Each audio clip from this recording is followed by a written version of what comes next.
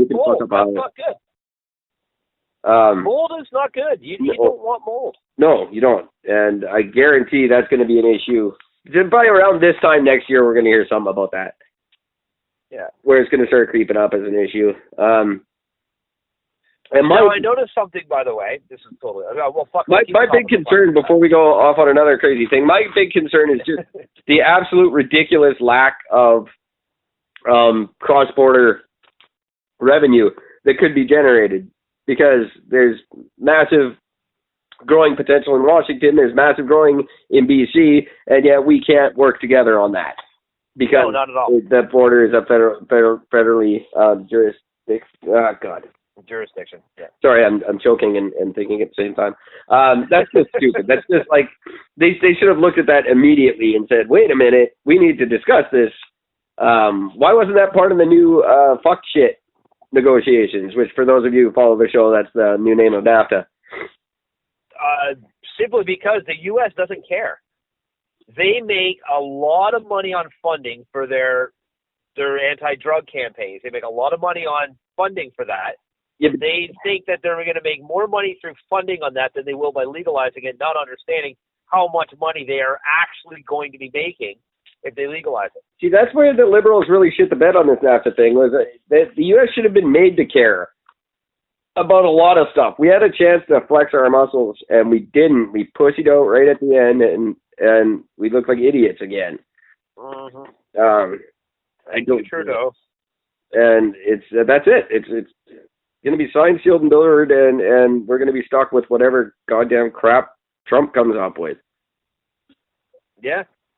Which is just, we had such an opportunity in the last 2 years to just separate and shore independence. Just now, a lot of it would have involved and does still being buddy with China, which I have no problem with. But that's our only way. That's our only hope of surviving my U.S. free existence.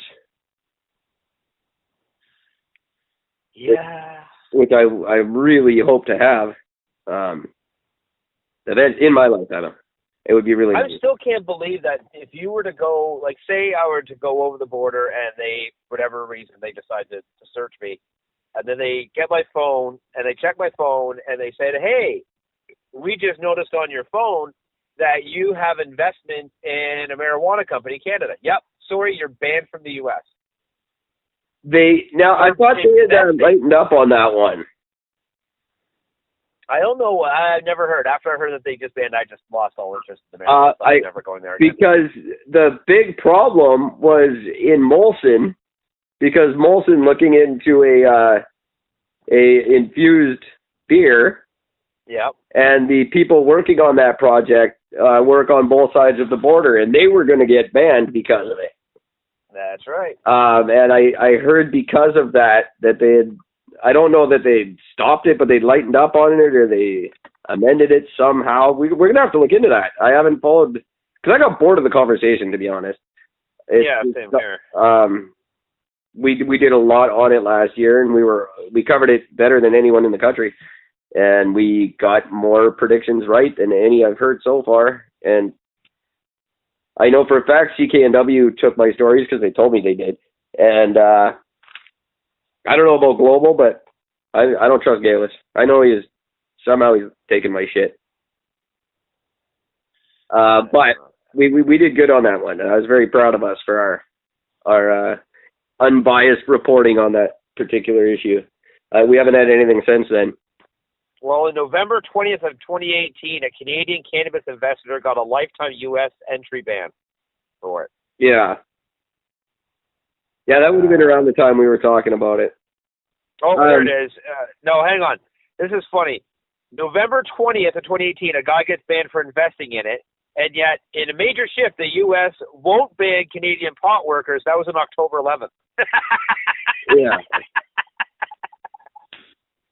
So, in October 11th, they said, we'll lighten up, but then a month later, they fucking ban a guy anyway. Right. We won't prosecute women for abortion unless they get shot in the stomach, then we will. They're ridiculous. And we're going to have to, whoever the next government is, they have to scrap the legislation. It doesn't make any sense.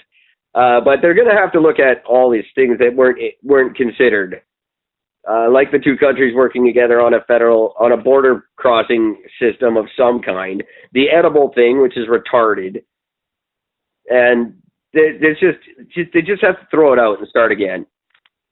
And the provinces have to start making sense. There's some wacky, like we went over them and all the wacky provincial laws. In Nunavut, where it's legal everywhere except when it isn't.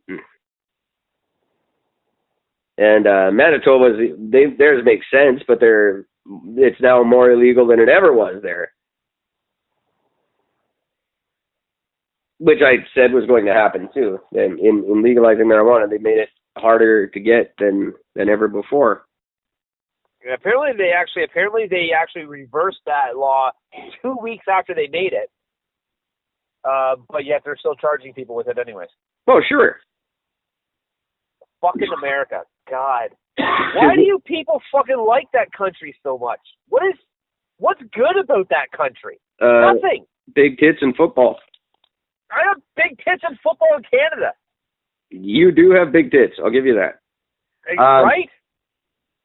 No, nobody likes them. Getting old, my nuts are getting down to my feet. So nobody likes America. Everyone's either scared of them or makes fun of them. We just don't tell that to them.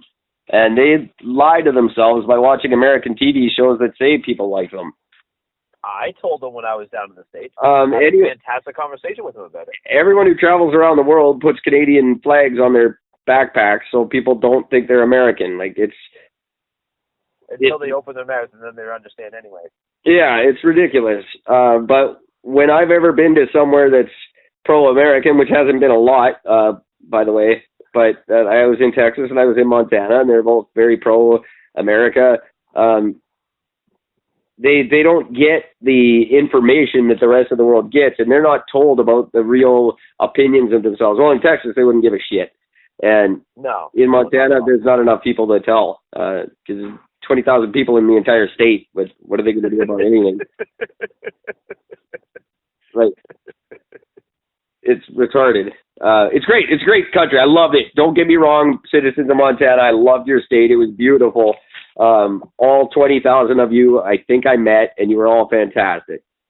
There's just over 1 million people in Montana. There's 20,000.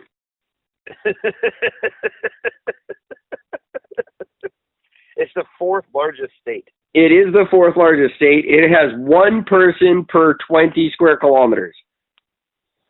Wow. Jesus Christ. I just pulled that out of my ass. I don't know. It's probably close to that, though.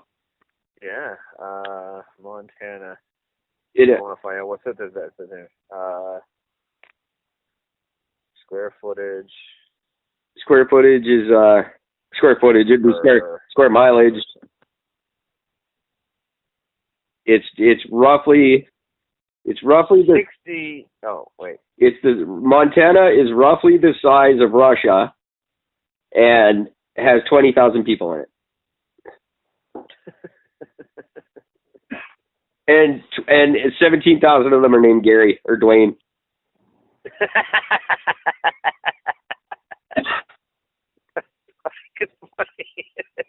What? It's true. Listen to this shit. Don't Google it, 'cause it's true. You don't have to. My best friend Mike and his wife and daughter went down to the States to what the fuck is that fucking giant amusement park down there? Darien Lake. Okay. So they go down there, and the first, I guess it's on Tuesday. They actually officially went down on Tuesday for their first full day, and only one ride was working. Oh my God. On the entire fucking park, only one actual roller coaster was working. And my buddy Mike goes on the fucking roller coaster, and the lap belt fucking broke. Really? Yeah, they shut the ride down, and right after they did the ride, Mike goes, the fucking lap belt broke, and they shut the ride down. That was it. That was the last ride. They shut all the rides down. The only thing open was the water ride. So the entire amusement park was broken. They were allowing people to still pay for entry. Well, of course. But you couldn't ride any of the rides. Why would you? Actually, that happened to me in Winnipeg one time. when I was just a wee kid, and my uncle took us to what they have, the WNE, which is their equivalent of the PNE, right? And it got rained out. It was pissing rain, and they couldn't run the rides in the rain because there was like an electrical hazard or whatever. But we paid to get in and stand there for 4 hours in the rain. Then we went home. It was very exciting. See, that's one thing I love about Ontario with Canada's Wonderland, because Canada's Wonderland is pretty awesome. It's the Disney World of fucking Canada. Yeah. It really is, and it's a lot of fun. We all know that the Disney World of Canada is Moose Jaw, but we'll let that. Oh, yeah, of course. But we used to go there, like we try to plan it around a rainy day, because if you go there when it's raining, everybody else is hanging around in like the food places, like trying to get out of the rain, but you can get every single ride and there's no lineups. That's awesome. You can take the ride, go right back to the line, take the line, and just do this. So we hit the same roller coaster like 15 times in like less than an hour. That's really cool. I just want to say I felt like our show was lacking something when I got rid of the ambulance sirens, but thank God my roommate stepped up and filled in that gap for us. Yeah. It's nice sounding like you got the Ebola sitting behind you. I was missing all that very much. By the way, speaking of which, have you heard about the Ebola outbreak in Africa? Yeah, that's been news for like 30 years. Yeah, but it's gotten even worse. No, I didn't hear that. Hang on a second. AFR in Africa 2019. They have. Try to remember. It was a fucking. Oh no, it's Congo. That's where it is, in Congo. But it's like 1,700 people died of it in the last year. Jesus. Yeah. And they can't control it. They can't contain it. It's out of fucking control. It's completely fucked. Now, they can't, or they just don't. They're not equipped to, because they never thought this was going to happen again. So they spent all their damn money on other crap. I bet you they're all cursing out Bill Gates for blowing all his money on malaria. Yeah, right. God damn you, Bill. God damn, why malaria? More than 1,600 people died. The outbreak began last summer in August of 2018. Since then, they've had 2,512 Ebola cases and 1,676 deaths. See? Anti-vaxxers, this is what you've done. You've got the Africans trying to emulate you guys. Yep. By getting Ebola. The way I would not want to get that disease. That is a terrible fucking disease. Ebola. Now, I always said that the flesh-eating disease was the scariest disease, but I had it 4 times last year, essentially. So, not so scary anymore. But that's what MRSA is. For those of you who don't know, look it up. That's fucking true.